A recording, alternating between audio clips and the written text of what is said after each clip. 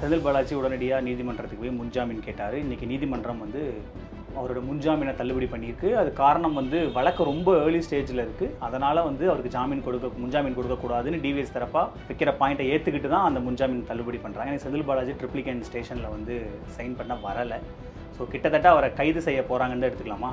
ஒரு சட்ட ரீதியான ஒரு நடவடிக்கை நீங்கள் எடுக்கிறீங்க அப்படின்னா அதுக்கு முன்னாடி சட்டப்படி அங்கே இருக்கக்கூடிய ஆதாரங்கள் அடிப்படைகள் இருக்கா இல்லையான்னு பார்க்குறோம் அப்படின்றது தான். டைம் ஆஃப் எஸ் இருக்குங்கிறதுனால தானே எஃப்ஐஆரை போடுறாங்க. இன்றைக்கி இளந்தரையன்கிட்ட பார்க்குறது 17 கோடியா? ஓகே, அன்னைக்கு வந்துட்டு 1000 கோடியில் சொல்லிட்டு ஈடு இதே மாதிரி தான் நான் பரிசு பண்ணான். என்ன கண்டுபிடிச்சிங்க? இப்போ அரசியல் ரீதியில் ஒரு படிவாங்க நடவடிக்கை, அவ்வளோதான், வேறு ஒன்றும் இல்லை. குதிரை பேர வழக்கில் தேடினாங்க, முன்ஜாமீன் கிடச்சி வெளியில் வந்தார். அடுத்த அது வந்து வெளியில் வந்து 2 நாள் கூட ஆகல, உடனடியாக திரும்ப டிவிஎஸ்சி ரைடு, திரும்ப டிவிஎஸ்சி வழக்கு, அதனுடைய ப்ரொசீடிங் ஆரம்பிக்குதுன்னா அப்போ அவருக்கு கட்டுறாங்க, நீங்கள் கைதாகிடுங்க, இல்லைனா வேறு கட்சி மாறிடுங்க, இல்லைனா அரசியலை விட்டே போயிடுங்க, இந்த மாதிரி ஏதாவது டிமாண்டு தானா? இவ்வளோ தூரம் நீங்கள் இன்வெஸ்டிகேட் பண்ணியிருக்கிறது அவருக்கு எதிரான ஒரு வழக்கு இல்லையா? 17 கோடி கட் பண்ணி பிடிச்சிருக்கிறேன்றீங்க. யாரோட பணம் என்னது? இப்போ இந்த டிவிஎஸ்சியோடைய எஃப்ஐஆரை வச்சு அமலாக்கத்துறையும் உள்ளே வரலாம் ஒரு வரும். இல்லை, ஏன் ஓடி ஒளியறாரு, ஏன் தலைமறைவாகிறாரு? விசாரணையை வெளிப்படையாக ஃபேஸ் பண்ண வேண்டியதானே? விசாரணைக்கு ஆஜராகி உங்கள் தரப்பு நியாயங்களை சொல்ல வேண்டியதானே? ஓடி ஒளியறாரு, முன்ஜாமீன் கேட்குறாருங்கும் போதே அப்போ ஏதோ தப்பு நடந்திருக்குன்னு தானே அவங்க தாவேகா தரப்பினர் சொல்லுவாங்க. போன முறை இதே தான் கேட்டீங்க, இப்போ இந்த மாதிரி தான் கேட்குறீங்க. என்னோட கேள்வி ஒன்றே ஒன்று தான், எங்கே அந்த ஊழல் பணம்? சீட் கொடுக்கும்போது கூட எந்த ஆவணங்களும் கைப்பற்றலை, அப்படிலாம் எந்த ஆதாரங்களும் இல்லைன்றாரு. ஆனால் டிவிஎஸ்சி கொடுக்குற குறிப்பில் ஆவணங்கள் கைப்பற்றப்பட்டது அப்படின்னு ஒரு வார்த்தையை அவங்க பயன்படுத்துகிறாங்க. முறைகேடாக பணப்பரிமாற்றம் செய்யப்பட்டதற்கான ஆவணங்கள் கைப்பற்றப்பட்டது அப்படின்னு சொல்லுவது, அப்போ எது உண்மை, யார் சொல்கிறது உண்மைன்னு எடுத்துக்கிறது? அரசு தரப்பு இவர் மேலே ஒரு பழிவாங்கக்கூடிய ஒரு நடவடிக்கை எடுக்குதுன்னு நான் வெளிப்படையாக சொல்கிறேன். ஆமாம், அப்போ அரசு தரப்பு தானே தப்பு. ஓகே, அவ்வளோதான். செந்தில் பாலாஜி யாருங்க? Out of scene for nearly 3 years. அவரை பற்றி இன்னமும் இவர் தான் சொல்லிட்டு நீங்கள் கட்டம் கட்டுறீங்கன்னா அதனுடைய அர்த்தம் என்ன? கொளத்தூர் தொகுதியில் நேற்று ஒரு 14 பூத்துடைய வாக்குச்சாவடி கண்ட்ரோல் யூனிட் விவிபேட் எடுத்து சரிபார்க்கிற பணி வந்து தொடர்ந்துருக்கு. திரு மு க ஸ்டாலின் அவர்களுடைய கோரிக்கையை ஏற்று இந்த பணிகளை தொடங்கியிருக்காங்க. ஒரு நாளைக்கு 2 மிஷின் அப்படிங்கிற மாதிரி வேலைகள் நடந்துட்டு இருக்கு. இது ஒரு யூஷுவல் ப்ரொசீடிங்ஸ் தானா, இல்லை ஏதாவது சந்தேகம் இருக்குங்கிறதுக்காக இந்த பெட்டிஷனை போட்டுருக்கோம்? நான் என்ன கேட்குறேன்னா, அவர் எப்போ புகார் கொடுத்தாரு? இது ஆக்சுவலாக 1 வாரத்துக்கு கொடுக்கணும். அந்த கவுண்டிங் வந்து 1 வாரத்தில் கொடுக்கணும். 4ஆம் தேதி வந்துட்டு கவுண்டிங் முடிஞ்சிச்சு. 11ஆம் தேதி கூட அவர் கொடுத்தாரு. ஸோ மே 11, ஜூன் 11, ஜூலை 11, 2.5 மாதம் ஆகிப்போச்சா? எப்பயும் அதை எடுக்கிற இந்த ப்ராசஸ்னால இதனுடைய நம்பகத்தன்மை இன்னும் அதிகரிக்குது, இதனோட நம்பகத்தன்மை கூடுது அப்படிங்கிற ஒரு பதத்தை பயன்படுத்துகிறாரு தேர்தல் அறிவு. நீங்கள் விவிபேட்டையும் கவுண்ட் பண்ணி இவிஎம்மும் கவுண்ட் பண்ணி ஒப்பிட்டு 2 சரியாக இருந்துச்சு அப்படின்னோம்னா நான் சொல்லுவேன், நீங்கள் சொல்கிறது தொழில்நுட்ப பெரிய ரைட் அப்படின்ட்டு. ஆனால் அப்படிலாம் நடக்கலையே. ஆய்வு பண்ணுறதுங்கிறது முதலமைச்சர் சாதாரணமாக பண்ணுறது தானுங்க. இல்லைங்க, அவங்களுக்குலாம் விவரம் தெரியுங்க. இவருக்கு என்ன விவரம் தெரியும் நான் கேட்குறேன். ஸ்டாலினை போய்ட்டு வந்து நடுவில் மைக்கை பிடிச்சி கேட்டிங்கன்னா இத்தனை மாதத்துக்குள்ள கன்க்ளூஷன் ஆகும் அப்படின்ட்டு ஏதாவது சொல்லுவார். இவருக்கு என்ன சொல்கிறாரு? அரசாங்கத்துடைய ஸ்திரத்தன்மையை தொடர்ந்து இந்த கூட்டணி கட்சிகள் ஒரு மாதிரி டிஸ்டர்ப் பண்ணிக்கிட்டே இருக்க மாதிரி இருக்குது. இவங்களுக்கு இப்போ மெயினாக இருக்க விஷயம் என்ன அப்படின்னோம்னா வந்துட்டு திமுக ஆட்சி மேலே பழியை போட்டுட்டா அது அப்படியே ஒரு 20 நாள் 30 நாள் ஓடும். அதை வச்சுட்டு அப்படியே இவரே வந்துட்டு பார்த்தீங்கன்னா நீட்டு கோச்சிங் சென்டர் கொண்டு தர முதலீடு பண்ணியிருக்காரு. 50 கோடி அண்ணூறு உதயநிதி ஸ்டாலின் எடுத்து அறிக்கையாகவே கொடுத்துட்டாரு. அப்போது விஜயனுடைய பேச்சு ஒன்று செயல் ஒன்று மாட்டிக்கிட்டார் உள்ள. இவர் உள்ளாட்சி தேர்தல் நடத்துவீங்களா? நடத்துகிற 8 மாதம் தேர்தல்னு சொல்கிறாருல, அதையெல்லாம் வந்துட்டு காயத்தில் நடத்துங்க, வாக்குச்சீட்டில் நடத்துங்க. அது முடியும். தமிழ்நாடு தேர்தல் ஆணையம் தான், வாக்குச்சீட்டில் நடத்துங்க, ஸ்டேஜ் காட்டுங்க. நான் என்ன செய்வேன்னா, தாவேக்கா செல்கிற பாதையில் இருக்கிற கன்னி வெடிலாம் எடுக்கிறதா என் வேலைன்றாரு. கன்னி வெடியா? ஆமாம், இவர் போய் எடுக்க போகிறாராமா? அது எடுக்கிறதா என் வேலைன்றாரு. எல்லாம் பாருங்கள். அதெல்லாம் இதுவும் வந்துட்டு இந்த ஒரு கட்டப்பா நடிச்சார், ஒரு கட்டப்பா பாகுபலி மாதிரி கதை பேசிட்டு அது என்னன்னா, உங்கள் ஆட்சிக்கு குறுக்க யாரும் வர முடியாது, நான் கேடயமாக இருப்பாங்கிறது தான் அவர் அப்படி சொல்கிறார். எனக்கு வேறு வேலை இல்லை, வீட்டில் சும்மா உட்கார முடியாதுன்னு சொல்கிறாரு. வேடி தமிழ் நேயர்களுக்கு வணக்கம். இன்றைய சிறப்பு நேர்காணலில் நம்மோடு மூத்த பத்திரிகையாளர் திரு ஐயநாதன் நம்மோடு இணைந்திருக்கிறார். அவரை வரவேற்று நிகழ்ச்சியில் போகலாம். ஐயா வணக்கம். வணக்கம். டாஸ்மாக் விவகாரம் தொடர்பாக கடந்த முறை நடந்த டிவிஎஸ்சி ரைடு தொடர்பாக ப்ளஸ் இடி ரைடு தொடர்பாக திரும்பவும் வந்து டிவிஎஸ்சி ஒரு வழக்கு பதிவு பண்ணியிருக்காங்க. செந்தில் பாலாஜி அவர்கள், அதுக்கப்புறம் அப்போ டாஸ்மாக் மேலாளராக இருந்தவங்க மேலே எல்லாத்துலேயும் நேற்று ரைடு நடந்து எஃப்ஐஆர் போட்டிருக்காங்க. செந்தில் பாலாஜி உடனடியாக நீதிமன்றத்துக்கு போய் முன்ஜாமீன் கேட்டார். இன்றைக்கி நீதிமன்றம் வந்து அவரோட முன்ஜாமீனை தள்ளுபடி பண்ணியிருக்கு. அது காரணம் வந்து வழக்கு ரொம்ப ஏர்லி ஸ்டேஜில் இருக்குது. அதனால் வந்து அவருக்கு முன்ஜாமீன் கொடுக்கக்கூடாதுன்னு டிவிஎஸ் தரப்பாக வைக்கிற பாயிண்ட்டை ஏற்றுக்கிட்டு தான் அந்த முன்ஜாமீன் தள்ளுபடி பண்ணுறாங்க. எனக்கு செந்தில் பாலாஜி ட்ரிப்ளிகேன் ஸ்டேஷனில் வந்து சைன் பண்ண வரலை. ஸோ கிட்டத்தட்ட அவரை கைது செய்ய போகிறாங்கன்னு எடுத்துக்கலாமா? நான் கேட்குற கேள்வி என்னென்னா, ஒரு வழக்கு தொடுக்கிறதுக்கான பூர்வாங்க ஆதாரம் அடிப்படை இருக்கிறதா இல்லையா இருக்குன்றது இருக்குன்ட்டு அவர் சொல்றாரு. 17 கோடி ரூபாய் முறைகேடு நடந்திருக்குன்னு ப்ரெஸ் ரிலீஸ் வந்து அப்படின்னு ப்ரெஸ் ரிலீஸ் வந்துருக்குது. அது தொடர்பாக செந்தில் பாலாஜியினுடைய தரப்பு வழக்கறிஞர்கிட்ட ஏதாவது பேர் கேட்டாங்களா? விளக்கம் கொடுத்துருப்பாங்கல்ல அவங்க. இல்லை எதுவும் அப்படிலாம் எதுவும் வரல. முழுமையான டீட்டெயில் வரணும்னு தான் சொல்லியிருக்காங்க. அதனால் நமக்கு தெரியல. எனவே அதை பற்றி ஒன்றும் இல்லை. நான் என்ன சொல்ல வரேன்னா, இடி இந்த வழக்கை பரிசு பண்ணிச்சு ஒரு 2 ஆண்டுகளுக்கு முன்னாடி. ஏதாவது கண்டுபிடிக்க முடிஞ்சுதா? அவங்கெல்லாம் ஒரு போலீஸ்காரனை ரைடு பண்ணுறதுக்கு, ஒரு சினிமாக்காரரை ரைடு பண்ணுறதுக்காக போனாங்க அவருடைய வீட்டுக்கு. அவர் வீட்டுக்கு கூட்டிகிட்டு போயிட்டார் அவர். அதுக்கப்புறம் இவங்களால் பண்ண முடியல, இவங்க கோர்ட்டுக்கு போனாங்க. கோர்ட்டு கேட்ட கேள்வி, அவருக்கு எதிராக இந்த வழக்கில் இருந்துட்டு லஞ்சம் பெற்றாருனும் முறைகேட்டில் ஈடுபட்டாருனும் அவருக்கு எதிராக என்ன சார்ஜஸ் இருக்குன்னு இல்லை. அப்போ அந்த வீட்டை திறந்து விட்டுட்டாங்க. இப்போ நான் என்ன சொல்ல வரேன்னா, ஒரு சட்ட ரீதியான ஒரு நடவடிக்கை நீங்கள் எடுக்கிறீங்க அப்படின்னா அதுக்கு முன்னாடி சட்டப்படி அங்கே இருக்கக்கூடிய ஆதாரங்கள் அடிப்படைகள் இருக்கா இல்லையான்னு பார்க்குறோம் அப்படின்றது தான். 40 இடத்துல நான் ரைடு பண்ணோம், இன்னும் எங்ககிட்ட ஆதாரம் கிடைக்கல, இது early stages of the case இப்படிலாம் சொல்லிட்டு ஒருத்தருடைய ஜாமீனை தள்ளுபடி பண்ணுறது ஏற்றுக்கொள்ள முடியாது. இல்லை, அவங்க என்ன சொல்கிறாங்கன்னா, அவங்க கொடுத்த எஃப்ஐஆர் காப்பிலையும் சரி, ப்ரெஸ் ரிலீஸ்லேயும் சரி, பணம் முறைகேடாக பரிமாற்றம் செய்யப்பட்டதற்கான ஆவணங்களை நாங்கள் கைப்பற்றியிருக்கோம், ஆவணங்களை நாங்கள் எடுத்திருக்கோம், முறைகேடாக நடந்ததுக்கான 17 கோடி ரூபாய் முறைகேடு நடந்ததற்கான ஆதாரங்கள் இருக்குது, அதை அடிப்படையில் வச்சு தான் நாங்கள் இந்த எஃப்ஐஆர் போட்டு பண்ணுங்க. 1000 கோடி ஊழல் நடந்திருக்குதுன்னு சொன்னாங்க. இப்போ 17 கோடின்றாங்களா? அப்போது மறுபடியும் செல்வ ஜெயலலிதா கேஸ் தான். நீங்கள் தூக்கி உள்ளே வச்சிடலாம், அது ரொம்ப சிம்பிள். அந்த கேஸில் நாளைக்கு அக்விட் ஆனானா உங்களுடைய பதில் தான், கோர்ட்டோட பதில் தான். புரியுதுங்களா? ஆதாரத்தை கொடுக்கணும் கோர்ட்டில். ஆமாம். இப்போது இவருக்கு எதிரான இந்த வழக்கு போடுறீங்க, விசாரணை நடத்துறீங்க, முடிக்கிறீங்க, அவருக்கு குற்றவாளி இல்லைன்னு ஆகுது. அப்போ என்ன பண்ணுவீங்க? விடுதலை பண்ணிடுவாங்க. இவனை தூக்கி உள்ளே வச்சதுக்கான அடிப்படை என்னது? இல்லைங்க, பூர்வாங்க அவருக்கு தப்பு செஞ்சதுக்கான பிரைமா ஃபெசி இருக்குங்கிறதுனால தானே எஃப்ஐஆரே போடுறாங்க. இன்னைக்கு இளந்தரையன்கிட்ட பார்க்குறது 17 கோடியா? ஓகே. அன்னைக்கு பார்த்துட்டு 1000 கோடியில் சொல்லிட்டு ஈடு இதே மாதிரி தான் நான் பர்சூ பண்ணான். என்ன கண்டுபிடிச்சிங்க அப்போ கூட? ஒன்றும் இல்லைல்ல. இப்போ இதுக்கு மேலே நீங்கள் என்ன கண்டுபிடிக்க போகிறீங்க? இப்போ 40 இடத்துல ரைடு பண்ணீங்க, எவ்வளோ பணம், யாருடைய வீட்டை எடுத்தது, ஏதாவது விவரங்கள்? ஒன்றும் கிடையாது. ஆக இந்த case it would be a damn script, அவ்வளோதான், முடிவு போச்சு. ஸோ இப்போ இது அரசியல் ரீதியான ஒரு பழிவாங்க நடவடிக்கை, அவ்வளோதான், வேறு ஒன்றும் இல்லை. அது ஏன் இவரை குறி வைக்கிறாங்க செந்தில் பாலாஜி? செந்தில் பாலாஜி அவங்க ஏன் புரிய வைக்கிறாங்கன்னா, கரூர் போன்ற சம்பவங்களில் வந்துட்டு செந்தில் பாலாஜி தான் முக்கியமான குற்றவாளின்னு சொல்லிட்டு அவங்க வந்துட்டு தொண்டை கிழியே கத்திருக்காரு விஜய் ஆது அர்ஜுனா ரெட்டி, இவங்க 2 பேருமே கத்திருக்கிறாங்க. ஸோ அப்படிப்பட்ட ஒரு நிலையில் வந்துட்டு இந்த ஆளை விட்டுறக்கூடாது அப்படின்னு நினைக்கிறாங்க. இவர் தான் வந்துட்டு உள்ளாட்சி தேர்தலெலாம் முக்கிய பங்கு வைப்பார் கொங்கு மண்டலத்தில் அப்படின்ற ஒரு எண்ணமும் உண்டு. எங்களுக்கு கரூரில் ஒரு கணக்கு இருக்குன்னு ஆது அர்ஜுனா பேசினாரு. ஆமாம், அது இதே முடிச்சு போட முடியுமா? ஆமாம், எல்லாத்தையும் முடிச்சு போட்டு தான் பார்த்து பேசுவாங்க, வேறு வழியே இல்லை. ஆது அர்ஜுனா ஒரு மாபெரும் அரசியல்வாதி, உங்களுக்கு தெரியும், பல ஆண்டுகளாக அவர் அரசியல் இருக்கார். அவரோட சொல்கிறாரு சாதாரண விஷயம் இல்லை. ஸோ அதனால தான் அவர் டார்கெட், அரசியல் ரீதியான டார்கெட். விஜயே அவர் டார்கெட் பண்ணுறதை ஒத்துக்கிறாரு. அப்புறம் என்ன? இது ஒரு தேர்தலுக்காக, அவர் தேர்தல் இருந்தால் வேலை செஞ்சிருவார், நம்மளோட வெற்றி பாதிச்சிருன்றதுக்காகவா இவரை இவ்வளோ விரட்டி நீங்கள் இந்த குதிரை பேர வழக்கில் தேடினாங்க, முன்ஜாமீன் கிடச்சி வெளியில் வந்தார். அது வந்து வெளியில் வந்து 2 நாள் கூட ஆகலை, உடனடியாக திரும்ப டிவிஎஸ்சி ரைடு, திரும்ப டிவிஎஸ்சி வழக்கு, அதனுடைய ப்ரொசீடிங் ஆரம்பிக்குதுன்னா அப்போ அவர் கட்டுறாங்க, நீங்கள் கைது ஆகிடுங்க, இல்லைனா வேறு கட்சி மாறிடுங்க, இல்லைனா அரசியலை விட்டே போயிடுங்க, இந்த மாதிரி ஏதாவது டிமாண்டு தானா? இதே மாதிரி அவனோட டிமாண்ட் வச்சு தானே ஈடி வந்துட்டு ஒரு 400 நாட்களுக்கு மேலே சிறையில் வச்சுருந்தாங்க. இப்போ இதே டிமாண்டு தானே இவங்ககிட்ட இருக்குது. எப்படி அவங்க கண்டுபிடிப்பாங்க? இவ்வளோ காலம் பவர் இருந்தது இல்லை ஆளுங்கட்சியாக? இல்லை ஆளுங்கட்சியினுடைய பவர் இருந்தது. அப்போ ஈடி பண்ணாங்க, ஈடி வந்துட்டு ஆளுங்கட்சிக்காக நிற்கிறதுல பெரிய பவர் தான். இவ்வளோ தூரம் நீங்கள் இன்வெஸ்டிகேட் பண்ணியிருக்கிறது, அவருக்கு எதிரான ஒரு வழக்கு இல்லையா? 17 கோடி பிடிச்சிருக்கிறேன்றீங்க, யாரோட பணம், என்னது முறைகேடு? நீங்கள் சொன்ன இது வந்துட்டு 1000 கோடி, அப்புறங்க 1000 கோடின்னு சொன்னீங்க, என்னாச்சு? அதனால் இப்போ போகிற இந்த வழக்கு போகிறதுன்றது பொலிட்டிக்கல் வெண்டட்டா, இவ்வளோதான். புரியுதுங்களா? 25,000 கோடி வந்துட்டு நீங்கள் அதில் போய் எடுத்துட்டாங்க அப்படின்னா அது காட்டு, அப்புறம் ஒத்துக்கிடலாம். இப்போ இந்த டிவிஎஸ்சியோடைய எஃப்ஐஆரை வச்சு அமலாக்கத்துறையும் உள்ளே வரலாம் ஒரு வரும் பழைய கேஸெல்லாம் தோண்டப்படும். ஆமாம், பழைய கேஸ் என்ன இருக்குது? ஏற்கனவே அவர் அமலாக்கத்துறை வந்து ரைட் பண்ணி அந்த ப்ரெஸ் ரிலீஸ்லாம் நம்ம கொடுத்தாங்கல்ல 2 ஆண்டு. அதான் நான் சொல்கிறேன், அது தவிர வேறு எதுவும் இல்லை அவங்ககிட்ட. பார்ப்போம், இவங்க நீதிமன்றத்தில் நிற்கணும், அதான் பெரிய கஷ்டம். இப்போ ஏற்கனவே ஏவா வேலு, அதுக்கப்புறம் செந்தில் பாலாஜி, KN நேரு, பொன்முடி, இப்படி எல்லா மூத்த அமைச்சர்களுடைய வழக்குகளும் நீதிமன்றத்தில் நிலுவையில் எல்லாரும் கிட்டத்தட்ட கட்டம் கட்டப்படுறாங்கன்னு எடுத்துக்கலாமாங்க? பொலிட்டிக்கல் வெண்டேட்டான்னு நான் சொன்னேன்ல, ஆமாம். அது என்னது அர்த்தம்?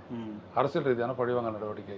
ஓகே, ஆதாரம் இல்லாமல் எப்படி நீங்கள் ஒருத்தர் மேலே நடவடிக்கை எடுக்க முடியும்? ஆதாரத்துக்கு தானே ரைடு பண்ணாங்க. ரைடு பண்ணி தான் இப்போ தான் சொல்கிறாங்களே 17 கோடிக்கு தான் நாங்கள் பிடிச்சிருக்கிறோம் அப்படின்றது. அப்புறம் என்னது 17 கோடி? நிர்மல்குமார் அதான் சொல்கிறாரு. ஏங்க அவங்க ஊழல் பண்ணியிருக்காங்க, பணத்தை அவ்வளோ கொள்ளை அடிச்சிருக்கும் போது அப்போ அவங்க மேலே நடவடிக்கை எடுத்து தானே தீரணும் அப்படின்னு கேட்குறேன். நீங்கள் 1000 கோடின்னு சொன்னீங்க, எடுத்தது 17 கோடி தானே.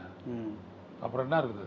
நான் என்ன சொல்ல வரேன்னா, ஒருத்தர் கோர்ட்டில் போய் கேஸ் நடந்து அவர் குற்றவாளி தான் நிரூபிக்கிற வரைக்கும் அவரையே நீங்கள் வந்துட்டு தடை பண்ணுறீங்க. இப்போது யார் யார்கிட்ட என்னென்ன இருக்குதோ அது இவர் இன்ஃப்ளூயன்ஸ் பண்ணிட்டு வர்றது கேஸில் அப்படின்னா நீங்கள் அரெஸ்ட் பண்ணுறது ரைட்டு.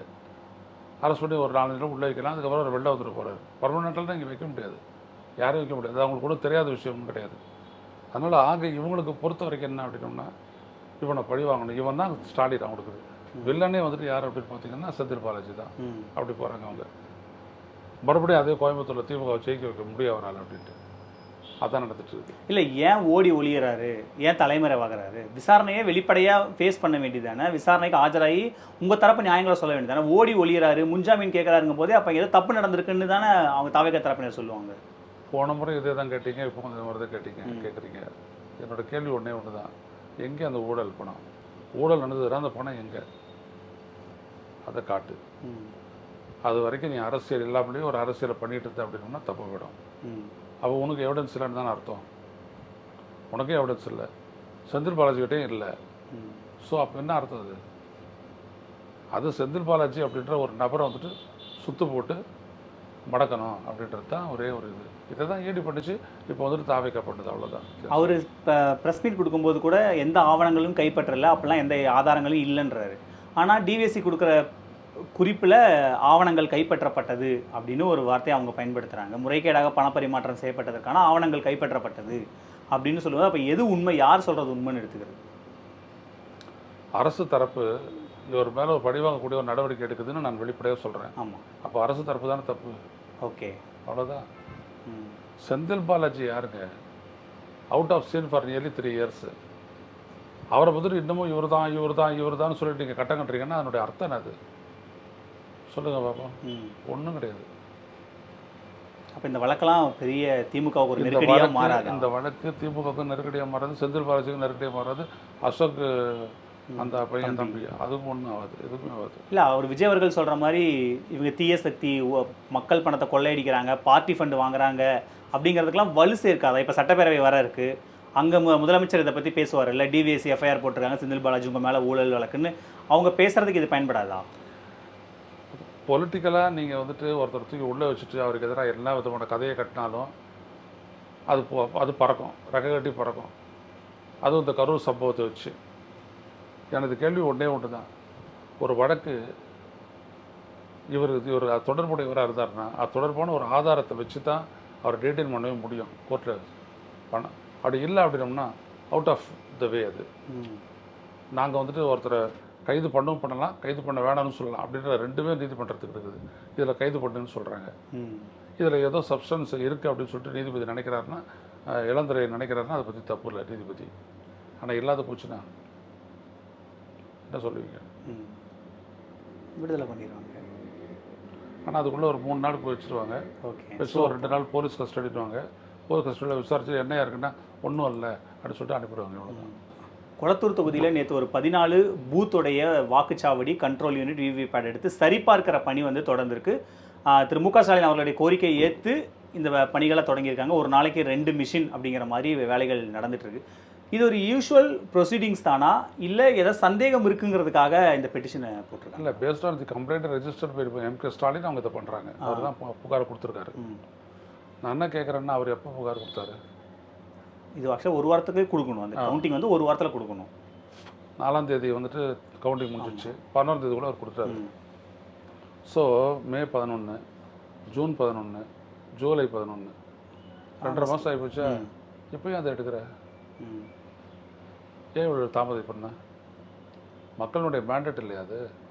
அவர் சொன்ன அந்த 14 பூத்தில் இவிஎம்லையும் பதிவாகிருக்கு, விவிபேட்லையும் பதிவாக இருக்குது. ஒப்பிட வேண்டியதானே எண்ணி இல்லை இவ்வளோ நாளைக்குள்ளே எடுக்கணும்னு டைம் ஃப்ரேம் இருக்கா தேர்தல் ஆணையத்துக்கு? இல்லையே, அதுக்கப்புறம் 45 நாளுக்குள்ளே அது அழிஞ்சிரும்னு சொல்கிறல்ல, தெர்மல் பிரிண்டிங் அழிஞ்சிரும்னு சொல்கிறல்ல, அப்போ அதுக்கு முன்னாடி தானே எடுத்தாகணும் நீ.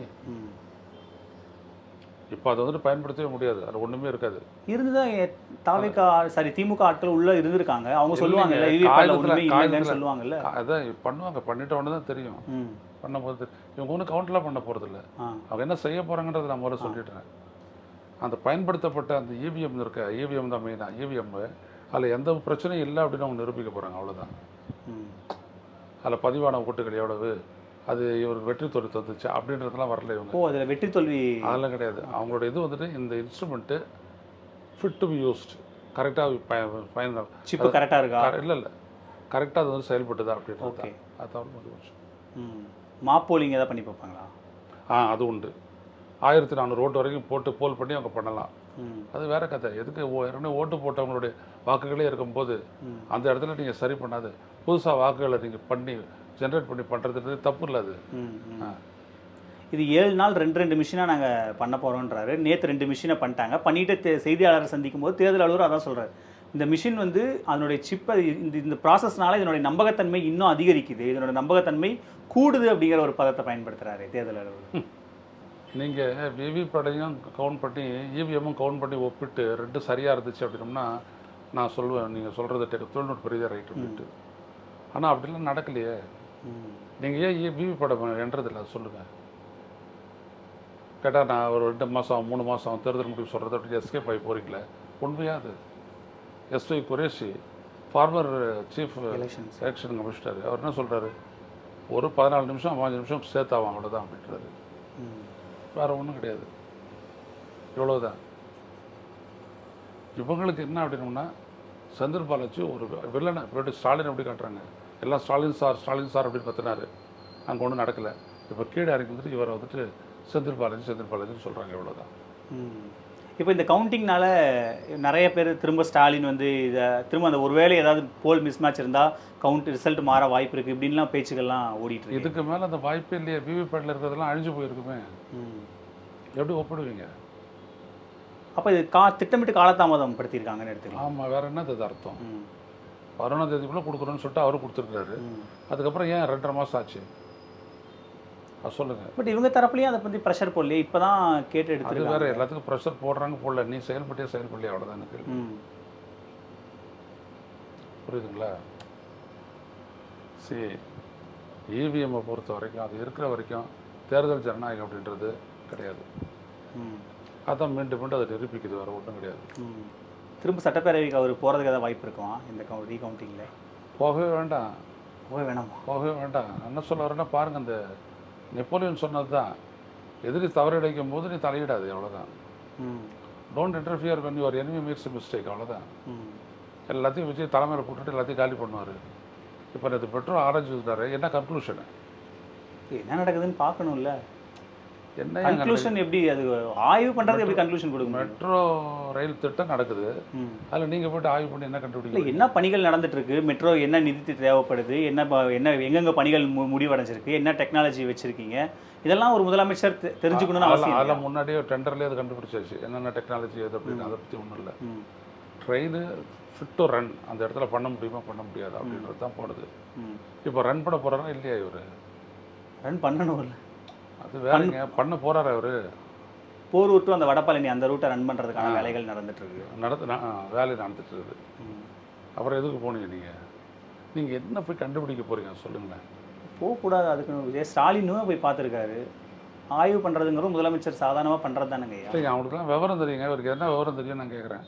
ஸ்டாலினை போய்ட்டு வந்து நடுவில் மைக்கை பிடிச்சி கேட்டிங்கன்னா இத்தனை மாதத்துக்குள்ள கன்க்ளூஷன் ஆகும் அப்படின்ட்டு ஏதாவது சொல்லுவார். இவருக்கு என்ன சொல்கிறாரு? இவர் இப்படி தூரத்துலேருந்து கையெட்டு போகிறார், அவர் தானே. அநியாயம் இல்லையா? அதெல்லாம் யோசிச்சு பாருங்க நீங்கள். அதெல்லாம் ஒரு தமாஷு கௌதமன், வேறு ஒன்றும் இல்லை. டெமோக்ரஸியில் இவர் ஏதோ பாப்புலராக அங்கேருந்து வர்றது போகிறது, பேண்ட் சட்டை மாட்டிக்க வேண்டியது, கையாட்ட வேண்டியது, இவ்வளோதான். தவிர வேறு உள்ளுக்குள்ளே கோல் ஒன்றும் கிடையாது. அப்படி தான் பார்க்க இந்த 70 நாட்கள் அப்படி தான். 70 நாளில் இதுக்கப்புறமும் நீங்கள் பாருங்கள், இதே தான் நடக்க போகுது. ஒரு கேஸ் ஒன்று போடுறான், இந்திய ஒன்று எதுக்கு போடுறான்னே தெரியல அவருக்கு. இதில் இன்னும் முக்கியமான விஷயம், இந்த அரசாங்கத்துடைய ஸ்திரத்தன்மையை தொடர்ந்து இந்த கூட்டணி கட்சிகள் ஒரு மாதிரி டிஸ்டர்ப் பண்ணிகிட்டே இருக்க மாதிரி இருக்குது.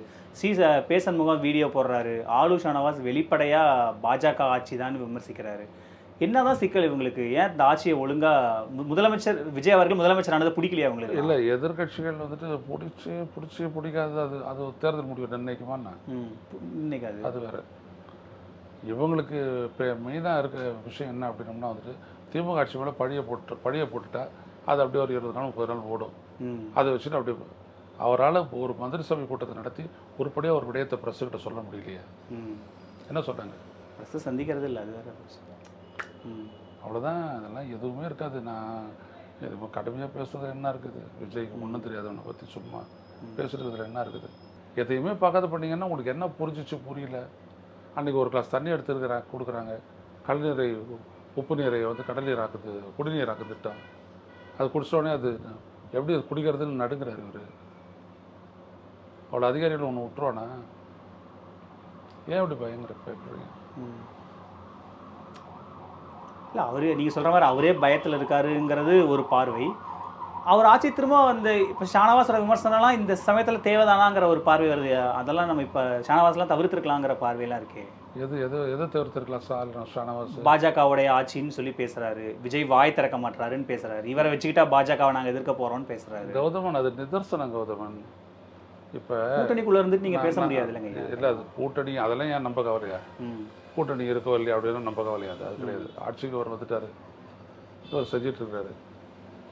நீங்கள் ஆட்சிக்கு வெளியில் இருக்கும் போது எதிர்கட்சியாக இல்லை, வெளில கட்சி நடத்திட்டு இருக்கும்போது அந்த தூய்மை பணியாளர்களுடைய அந்த அந்த வட்டத்தை வந்துட்டு தனியார் மயமாக்கலை எதிர்த்து அவங்க வந்துட்டு போராடினாங்க.